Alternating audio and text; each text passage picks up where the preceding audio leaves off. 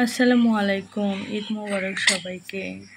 কুরবানি ঈদে তো সবাই কুরবানি নিয়েই বিজি থাকে। নিজেদের তেমন একটা কেনাকাটা করা হয় না। আবার ঘরের জন্যও তেমন একটা কারোর মনোযোগ থাকে না। কিন্তু ঈদ আসলে আমার নিজের জন্য কেনাকাটা করি বা না করি, আমার ঘরটাকে নতুন করে না সাজালে ভালোই লাগে না। তো ঈদের দিন ঘরটা সুন্দর করে গুছানো থাকবে, পরিপাটি থাকবে। একটা ঈদ বা ভাইব আসবে, আর একটা দেখলেই শান্তি শান্তি ফিল হয়। আর ঈদের দিনটাই কেমন যেন একটা অন্যরকম ভালো লাগা কাজ করে।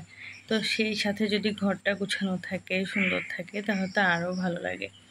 তো আমি এবার আমার ঈদের যে ঘর ডেকোরেশন, মানে আমার এই রুমটা ডেকোরেশন করার জন্য একটু হালকা লাইট কালার চুজ করেছিলাম, মানে সাদা, হালকা হলুদ এই টাইপের কালারগুলো। যেহেতু অনেক গরম, এই গরমে এই লাইট কালারগুলো দেখলে একটা শান্তি শান্তি ফিল হয়।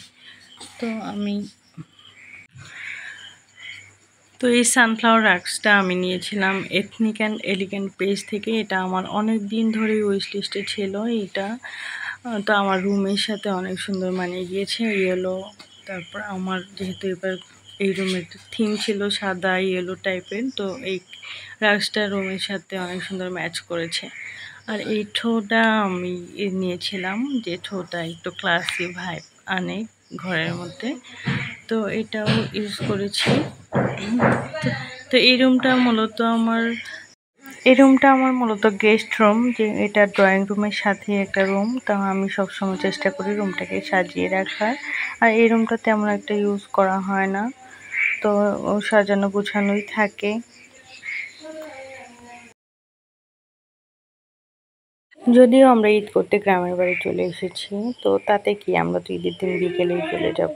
তো সেই জন্য আমি ঘরটাকে গুছিয়ে রেখে এসেছি, যাতে বাসায় গেলে আর যে এলোমেলো না থাকে, সব কিছু গুছানোই থাকে। সুন্দর এই ফ্লাওয়ার কুশনটা আমি নিয়েছিলাম শৌখিন পেজ থেকে। এটা আমার অনেক দিন ধরে নেওয়ার ইচ্ছে ছিল। জিনিসটা দেখতে অনেক কিউট, অনেক সফট, আর অনেক কিউট লাগে দেখতে। তো এই তো আমার ঘরের ফাইনাল লুক। আমার ডেকোরেশনটা কেমন হয়েছে জানাবেন, আর সবার কে কোথা থেকে দেখছেন সেটা কমেন্ট করে জানাবেন। ঈদ কেমন কাটলো সেটাও কমেন্ট করে জানাবেন। আর আমার বাকি রুমের যে কুশন কভারগুলো, সেগুলো আমি গজ কাপড় কিনে হ্যান্ড পেন্ট করে ব্লক করে নিজেই বানিয়েছি। আসলে ঘর সাজানোর জন্য যে অনেক বেশি টাকা দরকার, অনেক বেশি খরচ হয়, ব্যাপারটা এমন না। একটু চিন্তা ভাবনা করে করলে খুব কম খরচেই খুব সুন্দর করে ঘর সাজানো যায়। তো কেমন হয়েছে আমার ঘরের লুক সবাই কমেন্ট করে জানাবেন। সবাইকে ঈদ মোবারক।